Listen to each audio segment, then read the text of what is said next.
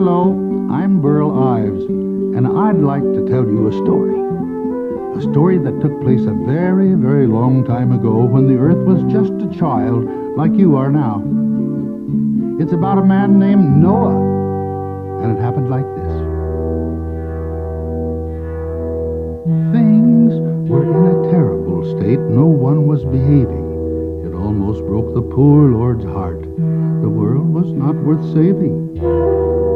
There lived one man, however, who was as good can be.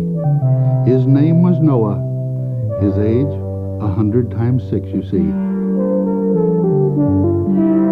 Now the Lord told Noah all about his plan and how disappointed he had been in the behavior of man and how soon he would destroy everything from the creatures on the earth and those that have wings.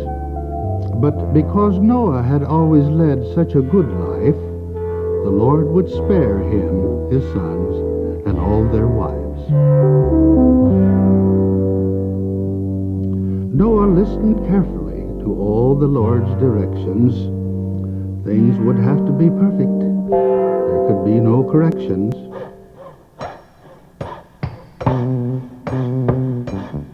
So he built an ark made of gopher wood, and he and his sons worked as hard as they could.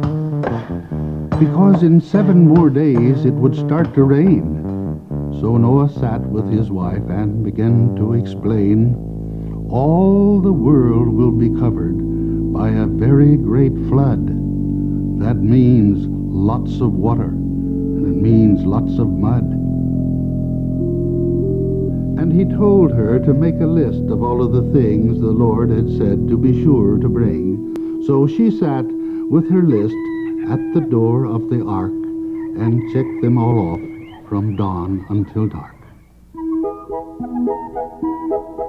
We have 2 of all creatures who creep on the ground. We have 2 of all birds who fly all around.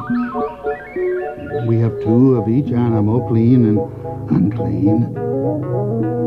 And we have 2 of some things that I've never seen. I placed all the food in packets and jars.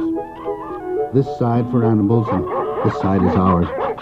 Now hurry along, this is not the time to fight. Don't keep the Lord waiting. That's quite impolite. And when they all became settled, the Lord shut the door. And for 40 days and 40 nights the rain continued to pour. Water fell from the sky, and from the earth rose mighty fountains, till every single tree was covered, and even all the mountains. Noah and his sons, Japheth, Ham, and Shem, were busy stopping leaks from stern to stem, and all of the wives were kept really busy just feeding the animals without getting dizzy. The lightning and the thunder continued to roar, and the rain, it kept raining. It just continued to pour.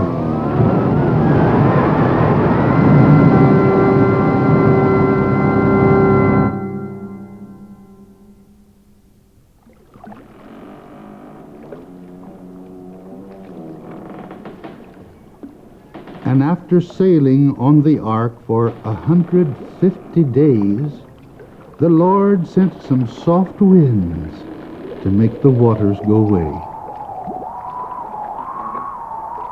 And then one day the ark suddenly stopped and rested on mountains called Ararat.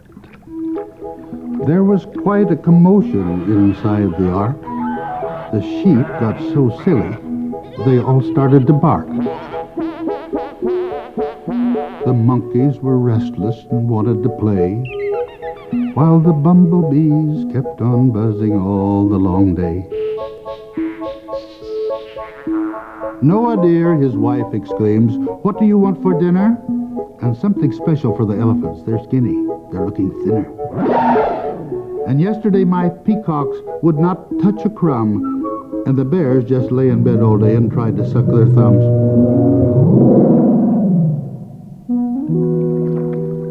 So they just sat there 3 months and 40 more days while the water kept on going down a long, long ways.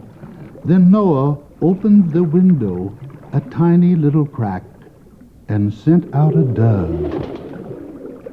But it soon flew right back. They let another week go by, and Noah again asked the dove to fly. And when she brought back the branch of a tree, they knew there'd soon be land to see. But to make absolutely sure that the earth was dry, they stayed inside the ark, and many days went by, and finally Noah opened the door nice and wide and yelled down the halls, "Everybody, you can all come outside." For they had been cooped up now for almost a year. That's just about more than a grown-up can bear. The Lord met them at the ark, and with a warm and joyful smile, he was happy to see them. It had been quite a while. "Thank you, dear Lord," said Noah, "for bringing us safely here. And thank you, dear Lord, for watching over us during the year." And then the Lord said, "I will never again bring a flood of that kind to women and men. And now all of you who have sailed on the waters, be fruitful of the land, have more sons and daughters." And the Lord said, "Noah, look up there high. I have put a rainbow into the sky. And whenever that rainbow appears now and then, it's a promise the earth won't be destroyed by water again." Then everyone got busy. There was so much work to do to get the world ready for me and for you.